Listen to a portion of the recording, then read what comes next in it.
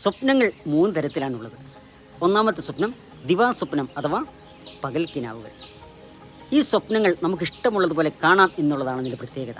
എന്നാൽ ഈ സ്വപ്നങ്ങൾ കൊണ്ട് ഒരു പ്രയോജനവുമില്ല എന്നുള്ളതാണ് സത്യം. ഒരു കണക്കിന് ഈ പകൽ കിനാവുകൾ ഒരു പാഴ്ക്കിനാവുകൾ മാത്രമാണ്. രണ്ടാമത്തെ സ്വപ്നം എന്ന് പറയുന്നത് നാം ഉറങ്ങുമ്പോൾ കാണുന്നതാണ്. നമുക്കിഷ്ടമുണ്ടെങ്കിലും ഇല്ലെങ്കിലും ഈ സ്വപ്നം കണ്ടേ മതിയാവും. വളരെ ദീർഘസമയം ഈ സ്വപ്നം കാണുന്നു എന്നൊക്കെ നമുക്ക് തോന്നിയാലും വളരെ ചുരുങ്ങിയ സമയം മാത്രമേ ഈ സ്വപ്നം നാം കാണുന്നുള്ളൂ. മൂന്നാമത്തെ സ്വപ്നം ഇന്ത്യയുടെ എക്കാലത്തെയും അഭിമാനമായിരുന്ന doctor APJ Abdul Kalam sir പറഞ്ഞ ചില വാക്കുകളാണ്. നിങ്ങൾ ഉറങ്ങുമ്പോൾ കാണുന്നതല്ല സ്വപ്നം, നിങ്ങളെ ഉറങ്ങാൻ അനുവദിക്കാത്തതാണ് സ്വപ്നം.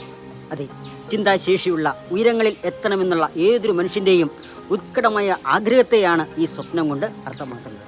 എന്നാൽ ഈ സ്വപ്നത്തിലേക്ക് എത്തിച്ചേരണമെങ്കിൽ ആദ്യത്തെ 2 സ്വപ്നങ്ങൾ ഒഴിവാക്കേണ്ടി വരും.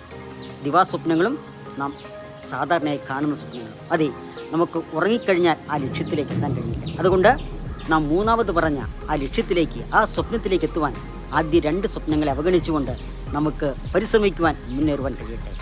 Have a nice day. By.